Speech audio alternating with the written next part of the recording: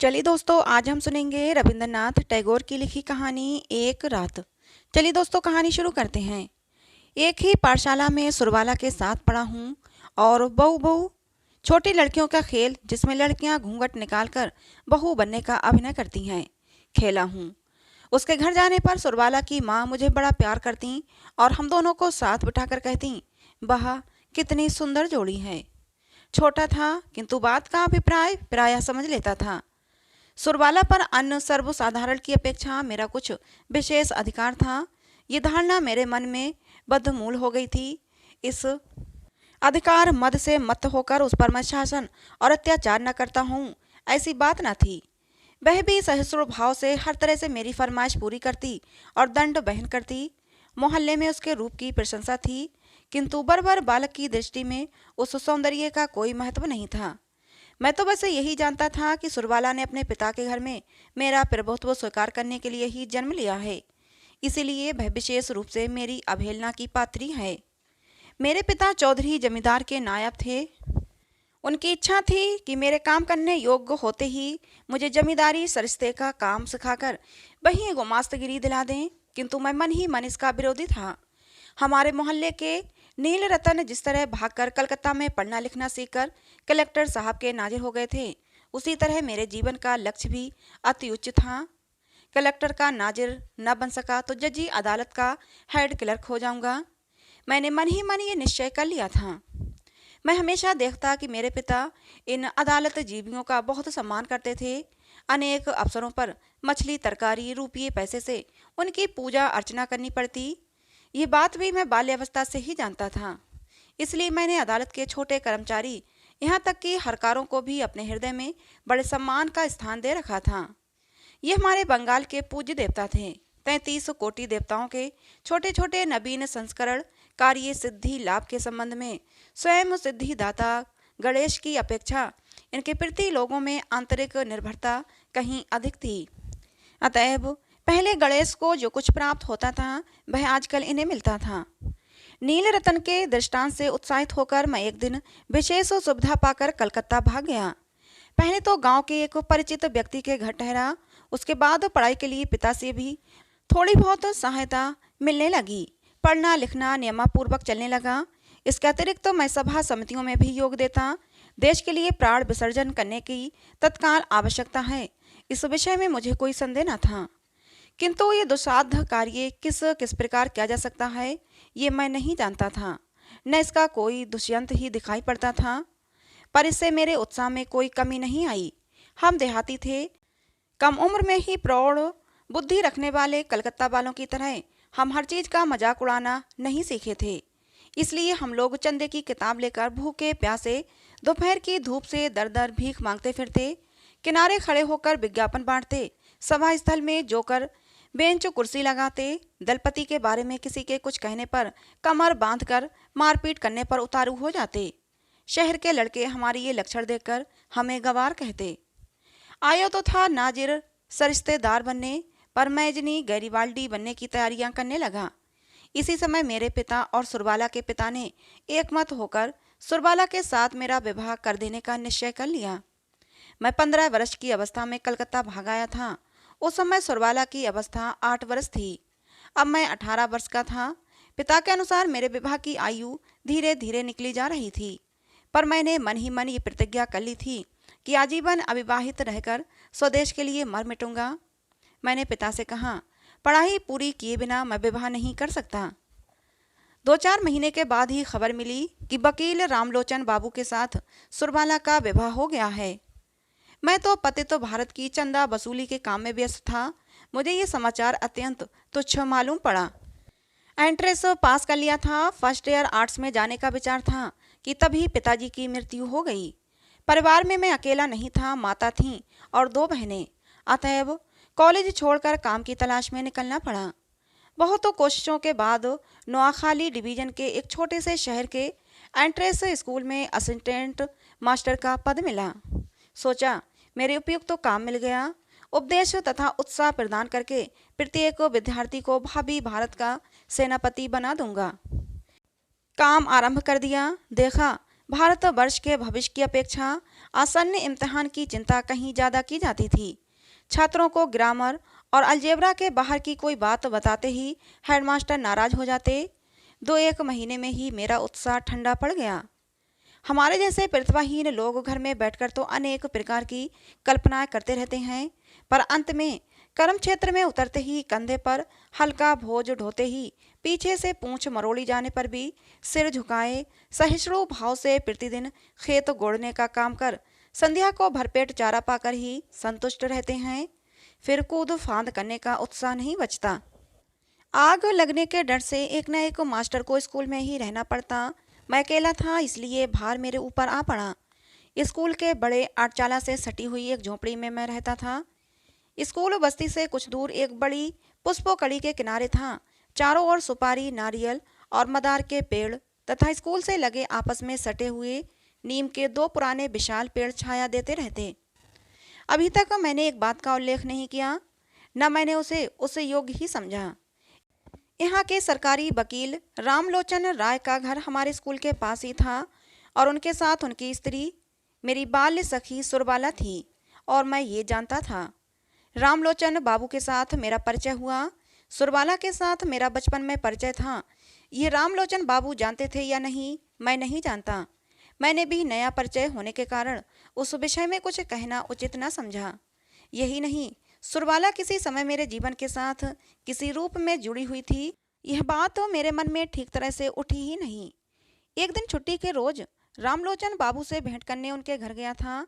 याद नहीं किस विषय पर बातचीत हो रही थी, शायद वर्तमान भारतवर्ष दुर्व्यवस्था के संबंध में।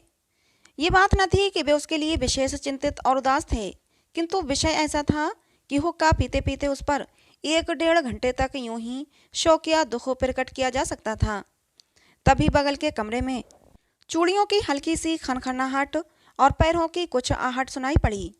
मैं अच्छी तरह समझ गया कि जंगले की संध से कोई कौतूहलपूर्ण आंखों से मुझे देख रहा है। मुझे तत्काल वे आंखें याद हो आईं।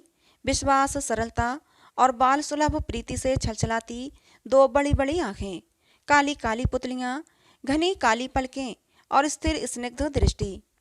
सहसा मेरे हृदय को मानो किसी ने अपनी मुट्ठी में भींच लिया हो। वेदना से मेरा अंतर झंझना उठा। लौटकर घर आ गया, किंतु वह व्यथा बनी रही। पढ़ना लिखना जो भी करता, किसी तरह मन का भार दूर न हो पाता। शाम के समय मैं कुछ शांत चित्त होकर सोचने लगा कि आखिर ऐसा क्यों हुआ। उत्तर में मन बोल उठा, तुम्हारी बह सुरबाला कहाँ गई?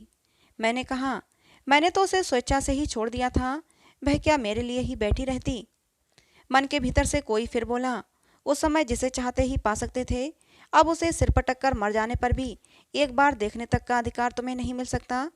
बाल्यावस्था की बह सुरबाला तुम्हारे कितने ही निकट क्यों न रही हो, चाहे तुम उसकी चूड़ियों की खनक सुनते रहे हो, उसकी बालों की सुगंध की महक पाते रहे हो, किंतु अब तुम्हारे बीच में एक दीवार हमेशा बनी रहेगी। मैंने मन को समझाया, जाने भी दो, सुरबाला मेरी कौन है? उत्तर मिला, आज सुरबाला तुम्हारी कोई नहीं, लेकिन सुरबाला तुम्हारी क्या नहीं हो सकती थी? सच बात है, सुरबाला मेरी क्या नहीं हो सकती थी? जो मेरी सबसे अधिक अंतरंग, सबसे निकटवर्तिनी, मेरे जीवन के समस्त सुख दुख की सहभागिनी हो सकती थी, वह अब इतनी दूर, इतनी पराई हो गई है कि आज उसको देखना और बात करना भी अपराध है। उसके विषय में सोचना पाप है। और ये रामलोचन न जाने कहाँ से आ गया। बस वो 2-1 रटे रटाए मंत्र पढ़कर सुरबाला को पलक मारते ही एक झपटरे में धरती के और सब लोगों से छीन ले गया। रामलोचन के घर की दीवारों में जो सुरबाला थी, वह रामलोचन की भी अपेक्षा मेरी अधिक थी। ये बात मैं मन से किसी भी प्रकार निकाल न पाता था। शायद ये बात असंगत थी, फिर भी अस्वाभाविक नहीं थी। तब से और किसी भी काम में मन नहीं लगा। दोपहर के समय क्लास में जब छात्र गुनगुनाते रहे, बाहर सन्नाटा छाया रहता, नीम की निबोलियों की महक होती, तब भीतर कुछ कुछ होता। मन कुछ चाहता था, मगर उसका रूप साफ न होता। स्कूल की छुट्टी होने पर अपने बड़े कमरे में अकेले मन न लगता, लेकिन यदि कोई मिलने चला आए तो भी मन बड़ा बोझल हो जाता था। संध्या समय पुष्करणी के किनारे सुपारी नारियल के वृक्षों की अर्थहीन मरमर ध्वनि सुनते सुनते ही सोचता, मनुष्य समाज एक जटिल भ्रमजाल है। ठीक समय पर ठीक काम करना किसी को नहीं सूझता। बाद में अनुपयुक्त समय पर अनुचित वासना लेकर अस्थिर होकर मर जाता है। तुम्हारे जैसा आदमी सुरबाला का पति होकर आजीवन बड़े सुख से रह सकता था। तुम तो होने चले थे गैरीबाल्डी और अंत में हुए एक देहाती स्कूल के छोटे से मास्टर। और रामलोचन राय वकील विवाह करके सरकारी वकील बनकर अच्छा खासा रोजगार करने लगा। जिस दिन दूध में धुएं की बू आती वह सुरबाला को डांट देता, और जिस दिन उसका मन प्रसन्न रहता उस दिन सुरबाला के लिए गहने बनवा देता। अपने मोटे थुलथुली देह पर अचकन डाले वह परम संतुष्ट रहता। वह कभी भी तालाब के किनारे बैठकर आकाश के तारों की ओर देखता हुआ आहें भरते हुए शामें वहीं गुजार देता था। एक बड़े मुकदमे में रामलोचन कुछ दिन के लिए बाहर गया था। अपने स्कूल भवन में मैं जिस तरह अकेला था, शायद उस दिन सुरबाला भी अपने घर में उसी तरह अकेली थी। मुझे याद है उस दिन सोमवार था। सवेरे से ही आकाश में बादल थे। 10 बजे से टप टप बारिश शुरू हो गई थी।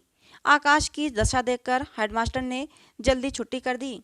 काले काले मेघ सारे दिन आकाश में घूमते रहे। दूसरे दिन तीसरे पहर से मूसलाधार बारिश शुरू हुई। ज्यों-ज्यों रात होने लगी, बारिश और आंधी का बेग भी बढ़ने लगा। पहले पुरवैया चल रही थी, फिर उत्तर तथा उत्तर पूर्व की ओर से हवा बहने लगी। उस रात सोने का प्रयत्न करना व्यर्थ था। ख्याल आया, इस दुर्योग के समय सुरबाला घर में अकेली है। हमारा स्कूल भवन उनके घर की अपेक्षा कहीं अधिक मजबूत था। मन में कई बार आया कि उसे स्कूल भवन में बुला लाऊं और मैं पुष्पकारणी के किनारे रात बिता लूं, किंतु किसी भी तरह तय नहीं कर पाया। रात 1-1:30 पहर गई होगी कि सहसा बाढ़ आने की आवाज़ सुनाई पड़ी। समुद्र बड़ा आ रहा था। घर से बाहर निकला, सुरबाला के घर की ओर चला। रास्ते में अपनी पुष्पकारणी का किनारा पड़ा। वहाँ तक आते आते पानी मेरे घुटनों तक पहुँच चुका था। मैं ज्यों ही किनारे पर जाकर खड़ा हुआ, त्यों ही एक और तरंग आ पहुँची। हमारे तालाब के किनारे का एक हिस्सा लगभग 10-11 हाथ ऊंचा था। जिस समय मैं किनारे पर चढ़ा उसी समय विपरीत दिशा से एक और व्यक्ति भी चढ़ा। व्यक्ति कौन था, ये सिर से लेकर पैर तक मेरी संपूर्ण अंतरात्मा समझ गई थी, और उसने भी मुझे पहचान लिया था, इसमें मुझे संदेह नहीं। और तो सब कुछ डूबा हुआ था। केवल 5-6 हाथ के उस द्वीप पर हम दोनों प्राणी आकर खड़े हुए थे। प्रलय काल था। आकाश से तारे गायब, धरती के सब प्रदीप बुझे हुए थे। उस समय कोई बात करने में भी हानि नहीं थी, किंतु एक भी शब्द न निकला। दोनों केवल अंधकार की ओर ताकते रहे। आज संसार छोड़कर सुरबाला मेरे पास आकर खड़ी थी। मुझे छोड़कर आज सुरबाला का कोई नहीं था। कब से बीते हुए उस शैशव काल में सुरबाला किसी जन्मांतर के बाद किसी प्राचीन रहस्य अंधकार पर उतरती हुई इस सूर्य चंद्रलोकित जनाकीर्ण पृथ्वी के ऊपर मेरी ही बगल में आकर खड़ी हुई थी। जन्म स्रोत ने उस नभ कलिका को मेरे पास लाकर फेंक दिया था। मृत्यु स्रोत ने उस विकसित पुष्प को भी मेरे ही पास ला फेंका। इस समय केवल एक और लहर की जरूरत थी जो सदैव के लिए हमें एक कर देती, किंतु वह लहर न आई जो हम दोनों को एक कर देती। पति पुत्र घर धन जन को लेकर सुरबाला चिरकाल तक सुख से रहे। मैंने इसी रात में महाप्रलय के किनारे अनंत आनंद का स्वाद पा लिया था। रात समाप्त होने को आई। आंधी थम गई थी, पानी उतर गया था। सुरबाला बिना कुछ कहे घर चली गई। मैं भी बिना कुछ कहे अपने घर चला आया। मैंने सोचा, मैं नाजिर भी नहीं हुआ, सरिश्तेदार भी नहीं हुआ, गैरीबाल्डी भी नहीं हुआ। मैं एक टूटे फूटे स्कूल का असिस्टेंट मास्टर रह गया।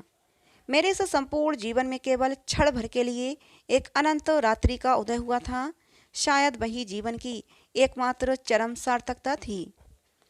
तो दोस्तों, ये कहानी थी रविंद्रनाथ टैगोर की लिखी, जिसका नाम था एक रात। कहानी आपको कैसी लगी ज़रूर बताना। कहानी अच्छी लगी हो तो प्लीज़ जाते जाते कहानी को एक लाइक और हमारे चैनल को सब्सक्राइब जरूर कर लेना। मिलते हैं दोस्तों अगली किसी नई कहानी में। कहानी को अंत तक सुनने के लिए आप लोगों का बहुत बहुत धन्यवाद।